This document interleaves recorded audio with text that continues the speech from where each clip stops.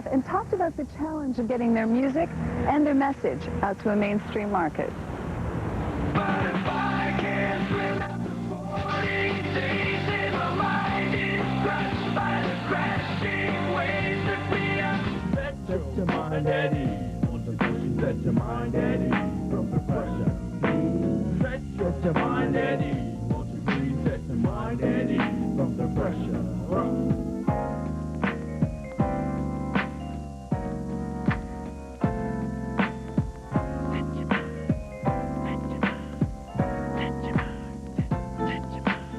One thing about Christian music is it's one of the only musics that's defined by its lyrical content and not by its style of music. There are tons of different kinds of musical styles within the Christian industry, you know, everything from punk to other kinds of alternative, you know, to country to, you know, reggae. Sometimes they shout. Sometimes they shout. Me why you listen? What they from me I will shine and listen. You really got to listen to these bands and you know, listen to their lyrics, and that's what they're all about. They got a real positive message, a lot better than what mainstream is giving out right now. I think there's a lot more open to spiritual music because of big people like Joan Osborne. Yeah, yeah, yeah. What if God was one of us? Just a slob like one of us.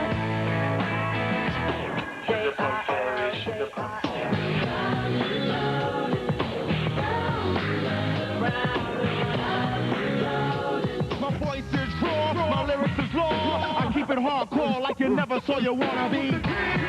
You wanna be. You know you wanna be. The image in the media of Christians, and I guess especially the televangelists. Well, we will never touch your ministry. We promise was the line they gave to me. You will always be in charge of everything we put on your TV. If that's their only image of Christianity, what they've seen, then, I mean, I can sympathize with that to a point, you know. I mean, organized religion has burnt people. And I have a slight fear of it. I mean, you know, I pursue God through a Bible in my room. I mean, I do go to a church, but I understand why people would have that fear. What will people think when they get out of Jesus' way?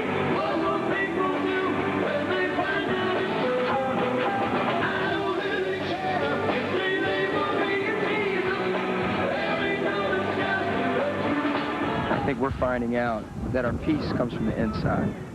It doesn't come from things you can purchase or atmospheres you can put yourself in. Our peace comes from the inside. And if people are looking at spiritual things now, there's no better place to look.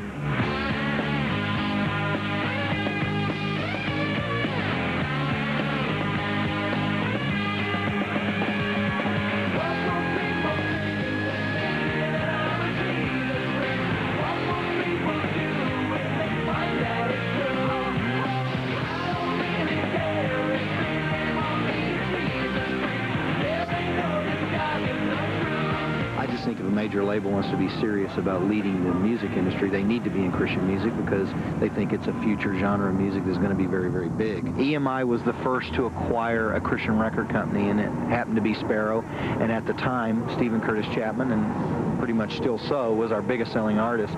To me, the premier ambassador for Christian music in the mainstream world. I am the heart, I need the heartbeat, I am the eye, I need the sight, and I see clearly I am justified. I need the light, I move my feet, I go through the motion, who give purpose to change. I am the dancer I need, the Lord of the day, Lord of the day. I think it's a real exciting time in Christian music right now because a lot of these guys are coming along.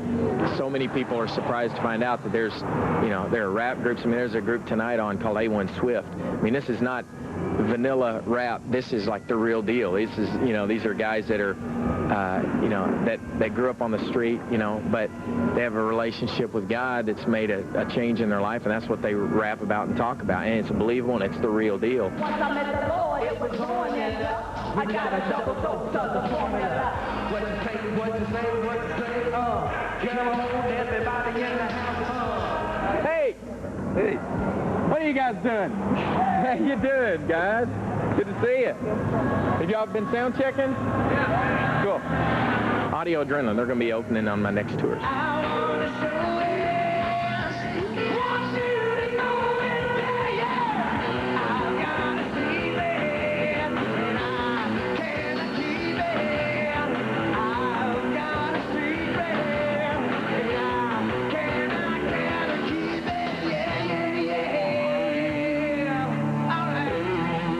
More and more Christian people are going to say, wow, there is Christian music that I can dig and get into. And I think non-Christians, too, are going to accept it as an art form. Just like REM sings about environmentalism, or some rap group might sing about Farrakhan or Islam. We sing about what we're passionate about.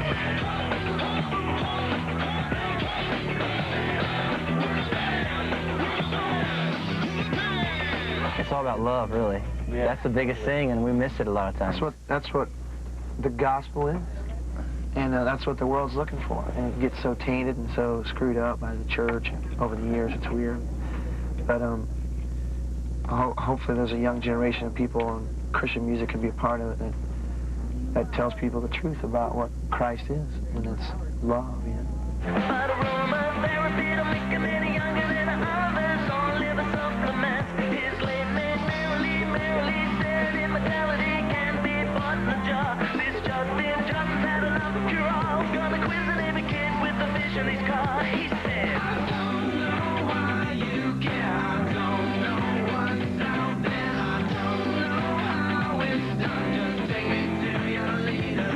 A long time ago in the 70s, there was the Jesus movement, and a lot of good came out of that, but at the same time, there's a lot of people that just got into it because it was something to riot for, you know what I mean? And that's where they lose what it's really all about, you know? It's not fashionable, it's not for sale, you know? That part of what we do isn't for sale. Our music is.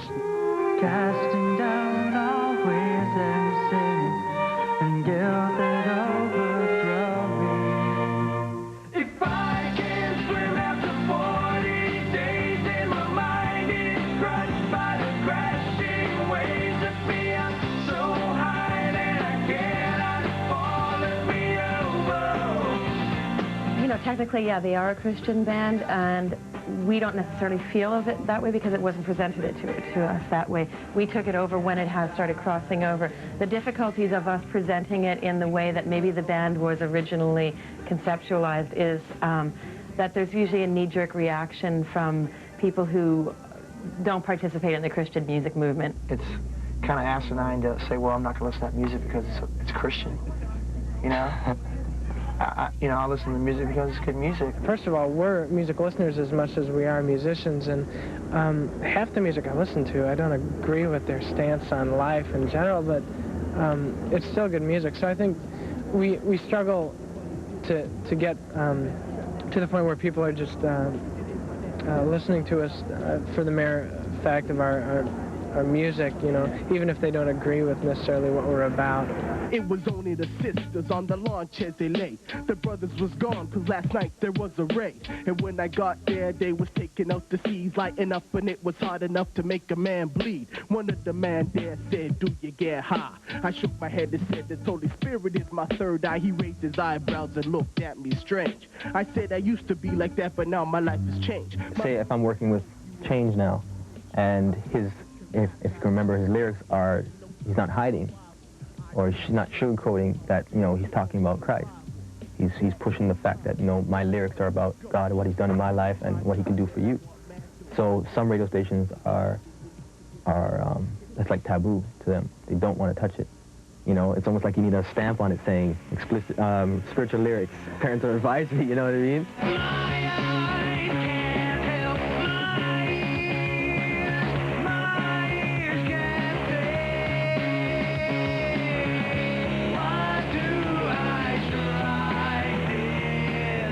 I eyes are starting to open a little bit, and I asked you guys to keep your hearts and your eyes open to Christian music, because there's a lot of good quality stuff out there. And more and more, we're working with some people in the studio right now that even are going to have a lot of exposure in the next year on both sides of the market. So everybody sings about what their passion is. Just by chance, Christian music, their passion is Christ. So just keep your hearts open.